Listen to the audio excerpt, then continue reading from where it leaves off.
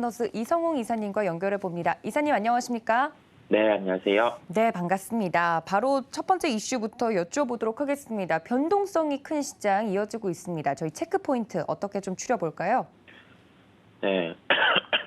죄송합니다. 시장 자체가 변동성이 커지면서 아무래도 매매에 대응하기도 어렵고 장중에도 전일 같은 경우는 진폭 자체가 시초가 대비해서 한 50포인트는 나온 모습이었거든요.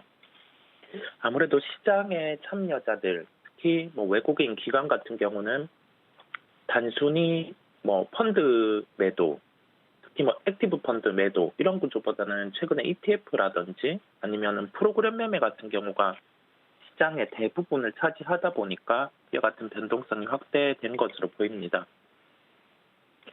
여기에서 지금 앞둔 이벤트가 FOMC 회의입니다. 이게 50bp를 인상하냐, 75bp를 인상하냐 여기에 따라서 시장이 반등이 나올 수 있다, 변동성이 나올 수 있다 그런 점을 체크하기보다는 여기에서 포인트 자체는 지금 연준의 의장이 어떤 코멘트를 할지 이게 불확실하다는 점입니다. 그렇다 보니 어제 같은 경우도 시장이 초반에 낙폭이 컸다가 다시 반등세가 나타났다가 10시 기점으로 해서 다시금 낙폭이 커졌다가 반등이 나타났는데 그 반등 하나로 바닥이 나온 게 아니냐, 여기에서 주식을 사야 되는 게 아니냐, 그렇게 생각을 하는 투자자분들도 계셨는데 한 번 더 저희는 확인을 해보고 가자는 거죠.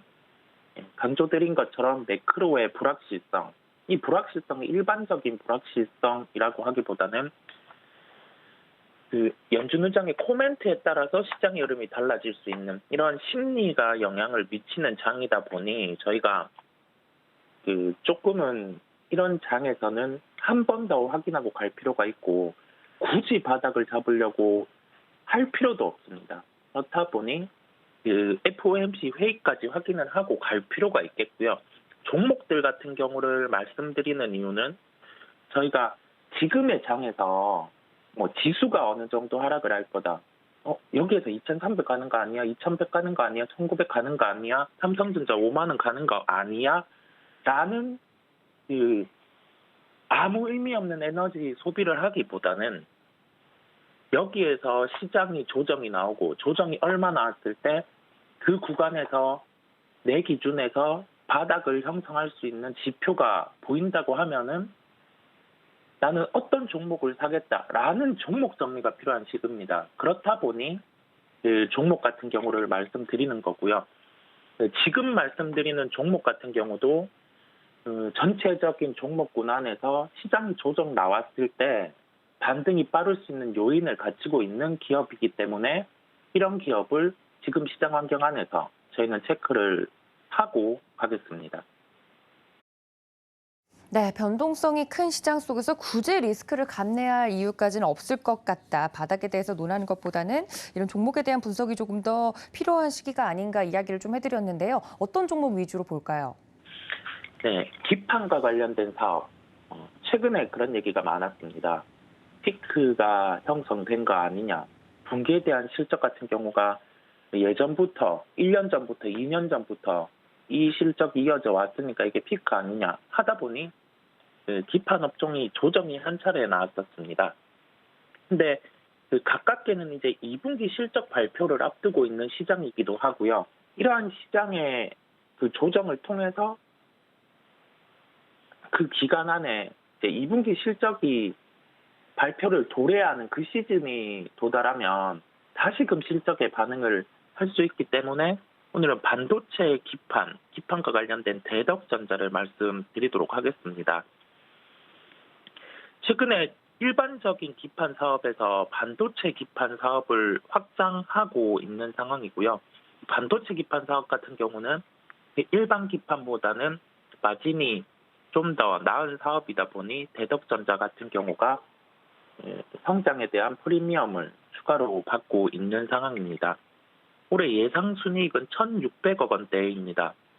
최근에 기판주 같은 경우는 주가의 변동성이 컸었는데 그럼에도 불구하고 시장보다는 강한 주가를 형성하고 있고요. 시가총액 같은 경우가 1조 5천억 원 수준입니다.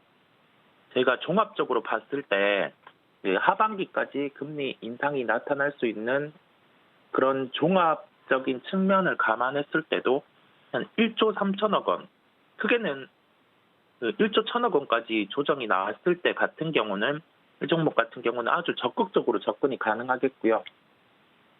그러한 시총 자체는 금리 인상에 따른 불확실성, 이 불확실성이 이제 기업의 이익에 미치는 영향, 할인 요소를 감안했을 때도 접근 가능한 수준이기 때문에 시가총액을 체크하고 갈 필요가 있겠습니다. 짧게는 가격적인 측면으로 29,000원에서 30,000원대 구간에 접근이 가능합니다. 이 가격 같은 경우는 최근에 시장 안에서 한 차례 주가가 레벨 다운이 나타나기는 했지만은 저가를 형성한 그 구간에서 반등이 나올 가능성이 높은 구간이겠고요. 현재 시장을 감안해 봤을 때 이 종목 같은 경우는 저희가 2분기 실적의 시즌을 맞이할 때 한 번 더 살펴봐야 되는 종목이기도 하고 시장의 변동성을 통해서 말씀드린 해당 가격 구간에서는 매매적인 측면에서 함께 접근 가능하겠습니다. 단 그 가격적인 측면에서 접근했을 때는 현재 이 종목을 매수해서 장기 투자한다 아니면 들고 간다 이렇게 생각하기보다는 좀 수익률 같은 경우를 짧게 한 3%의 목표 수익, 5% 정도의 목표 수익, 이 정도의 목표 수익이 도달하면 매도한다는 시각으로 접근해야 되겠고요. 손절에 대한 기준도 타이트하게 한 3% 정도를 잡고 접근해야 되는 시장이라고 말씀드리겠습니다. 네, 이렇게 대덕전자 첫 번째 특징주로 이야기를 해주셨습니다. 다음 이슈로 넘어가서 특징주까지 함께 여쭤보도록 하죠. FOMC 회의 결과를 확인하고 시장 보자 이야기를 해드렸는데 거기에 따른 특징주 어떤 종목 볼까요, 이사님?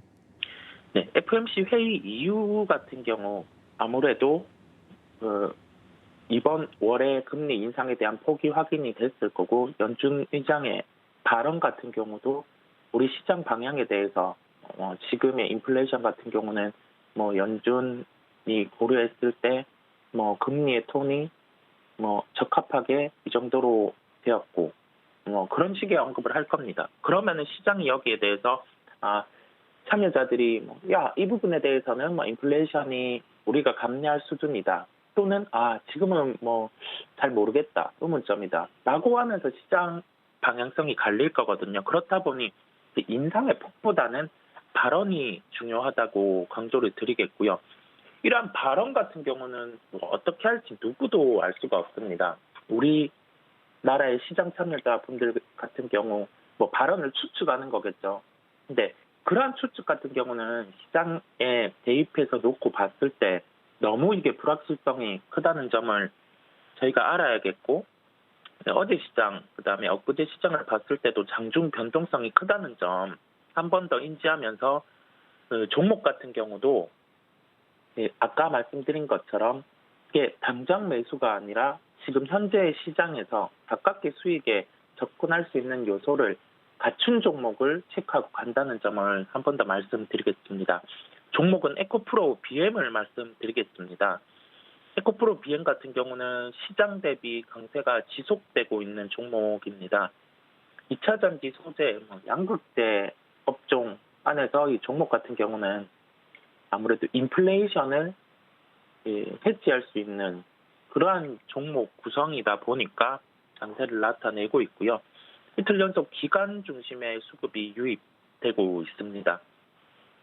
현재 시가총액이 11조 원 수준입니다. 저희가 여기에서 이거 에코프로 BM을 매수를 해서 들고 간다. 시장보다 강하니까 그런 논리로 접근을 해서는 안 되고요.